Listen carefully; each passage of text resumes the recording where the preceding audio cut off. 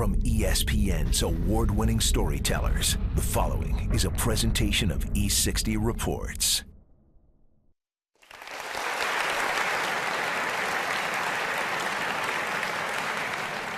Thank you for this very special reception. Who never takes a risk will never have a chance. You may think you know who I am, what I stand for, what I'm like. You may think you know what FIFA is, what it does, what it aspires to be, a faceless machine printing money at the expense of the beautiful game, with me pulling the strings and laughing all the way to the bank. It's not exactly that. Hello, my dear friends. Hello. This is the FIFA president speaking, your friend Sepp Blatter. It is a unique position. I am the FIFA president. He's the most powerful man in sports. I am doing my job as FIFA president. Sepp Blatter is a very nice person. I like him. My wife likes him. And I'm sure that if he's in this room, in 10 minutes, you like him too. I was making some dancing. I have only asked for respect.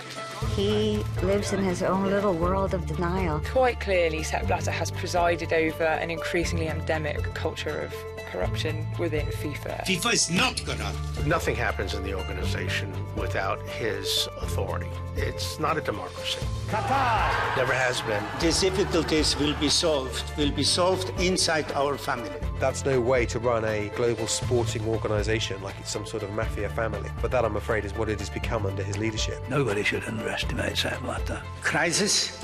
What is a crisis? He moves with the charm of the B-list socialite, but the ruthlessness of a snake.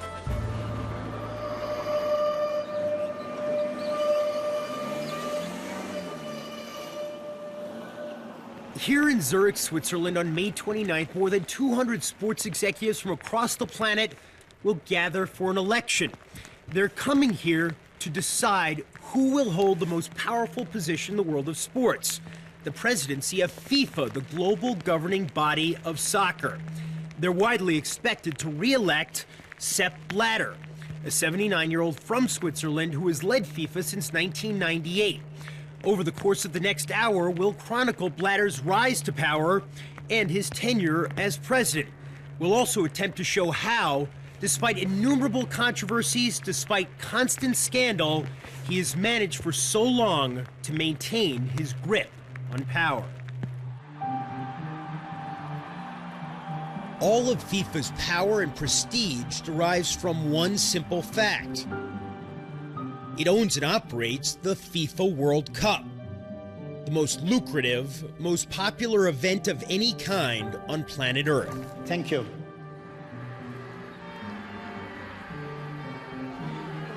If there is a single defining moment of Sepp Blatter's presidency, it is this. The winner to organize the 2022 FIFA World Cup is Qatar.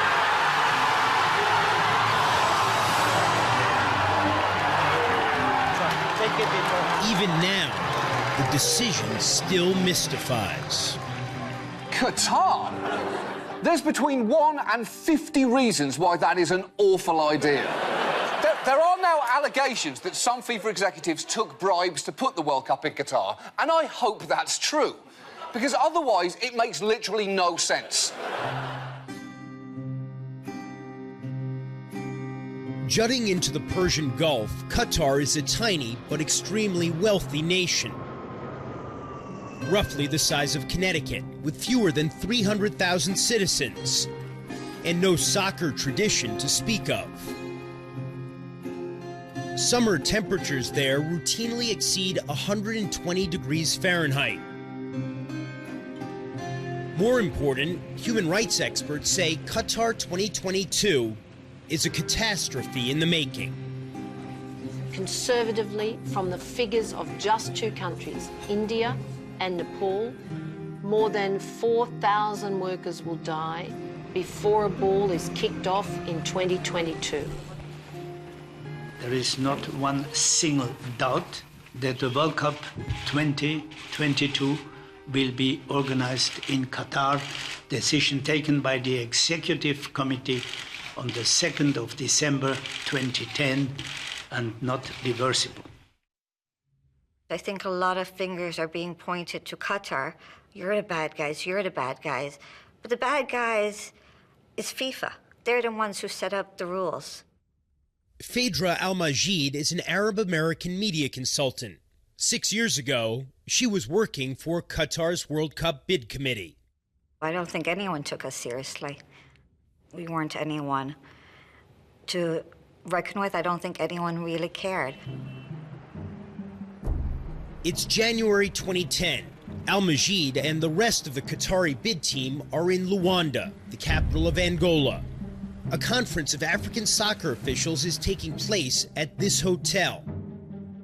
In attendance were members of FIFA's Executive Committee, or EXCO. Each had one of the 24 votes that would decide where the 2022 World Cup would be held. What did you see in Angola? I witnessed the Qatari team offering to different EXCO members money in exchange for their vote. You were there. I was there in the room, yes. How much money? 1.5 million. Per Vote. To three different members. Three different members.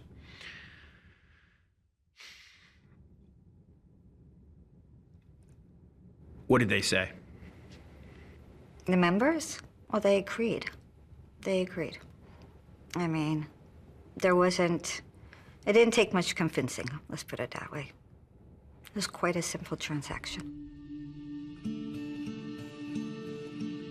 The winning bid would require just 12 of the 24 EXCO members to vote for it, making each vote enormously valuable.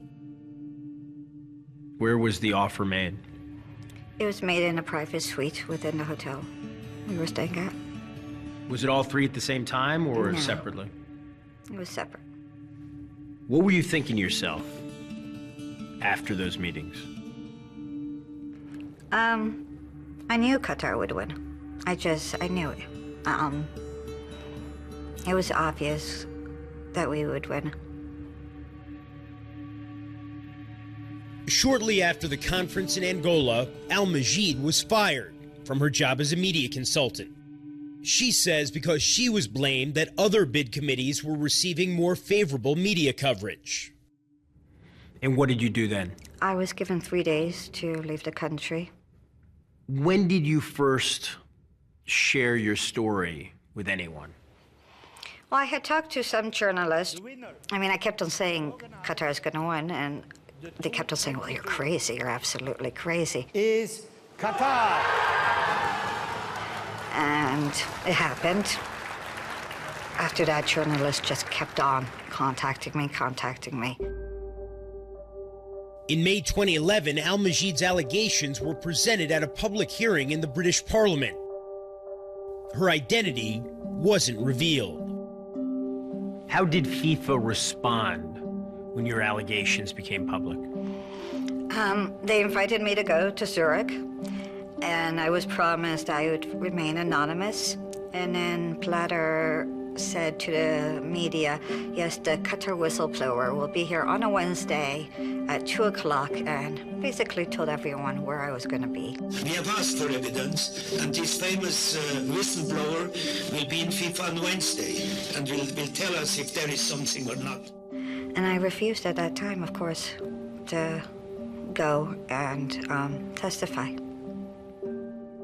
Al-Majid was worried that because of Blatter's statement, she would be identified in Zurich. The meeting never took place. Just a few months later, Al-Majid retracted her allegations. Why did you retract what you had said? Everyone who became a member of the bidding team had to sign a non-disclosure agreement, NDA, for $1 million, that nothing would be revealed about what happened in the bidding. Obviously, by talking to the media, it was obvious that I've broken that arrangement. Al-Majid had asked FIFA to protect her legally if she was sued for violating her non-disclosure agreement with the Qataris. FIFA declined. The Qataris do have a judgment against me in Qatar. I do owe them $1 million for having broken the agreement. And I was told they were going to come after me for the money. And I'm also a single mother. I have 2 autistic children, and I don't have $1 million. And so their lawyers drew up an affidavit, and I was made to sign it. In exchange, I was promised I would get a letter stating that they would not sue me. And did you get that letter? No, on the contrary, I got another letter about 6 months later saying that if I ever contacted the Qatari bid again for any reason, I would be sued. The Qataris denied that Al-Majid was pressured to retract her allegations. If you had a chance to have that meeting with Sepp Blatter that never took place back in 2011, what would you want to tell him? I would want to tell him everything I had witnessed. I would have wanted to tell him everything. And had we had that meeting, at that point, the Qataris could have never forced me into an affidavit. I would have already said everything to FIFA. What does it say about Sepp Blatter that he had an opportunity to speak to someone who had these serious accusations and he chose not to? It goes back to the fact that he lives in his own little world of denial. Nothing's wrong in FIFA. There is no corruption. It's just this troublemaker who's claiming that there's problems, but there's nothing wrong. That's why we set out to speak to those who have known Sepp Blatter best, observed him up close, to find out what drives the most powerful man in sports.